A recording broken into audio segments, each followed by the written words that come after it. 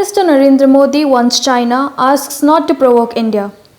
Addressing the nation impromptu before the second-day scheduled interactive sessions with the state chief ministers, Prime Minister Narendra Modi has advised China to refrain from unwarranted provocations on borders.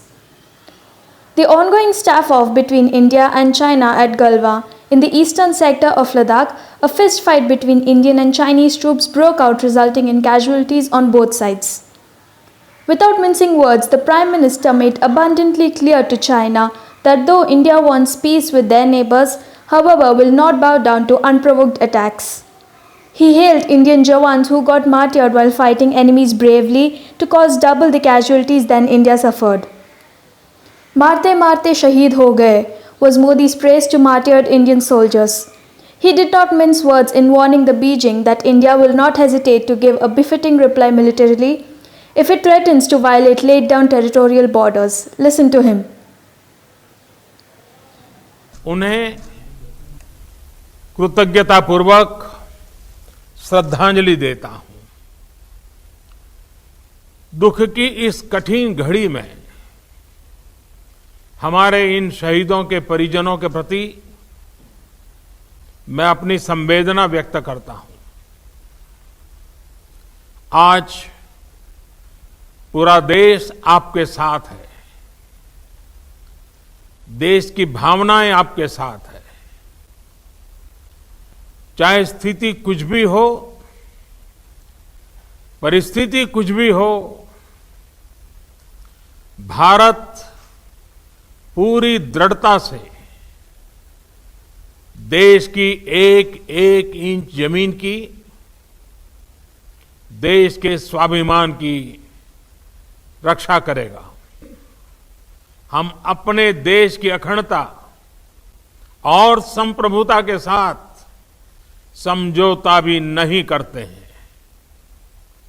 जब भी समय आया है, हमने देश की अखंडता और संप्रभुता की रक्षा करने में अपनी शक्ति का प्रदर्शन किया है। मैं देश को भरोसा दिलाना चाहता हूं, हमारे जवानों का बलिदान व्यर्थ नहीं जाएगा। हमारे लिए भारत की अखंडता और संप्रभुता सर्वोच्च है और इसकी रक्षा करने से हमें कोई भी रोक नहीं सकता। इस बारे में किसी को भी जरा भी भ्रम या संदेह नहीं होना चाहिए। भारत शांति चाहता है, लेकिन भारत उकसाने पर हर हाल में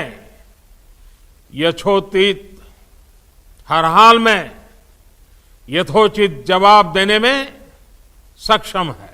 Though China has not officially confirmed the casualties it suffered in the scuffle, yet the US intelligence forces put the figure around 35, but Indian sources claim it as 47. India confirms death of 20 soldiers, including a colonel rank officer, Santosh Babu. The scuffle broke out when Indian troops guarding the borders questioned the Chinese troops to remove their makeshift tents pitched on our side of the actual line of control, ALC borders. In the fierce unarmed fighting, the Chinese troops allegedly used iron rods and barbed wires instead of rifles to inflict injuries. Visual footage available shows that Indian troops engaged in physical blows as well as occasionally using stones as weapons to take on the enemy. Meanwhile, the Prime Minister had also conveyed virtual meetings with the opposition parties to appraise them over the India-China standoff. This is MS Purti for Orange News 9 TV.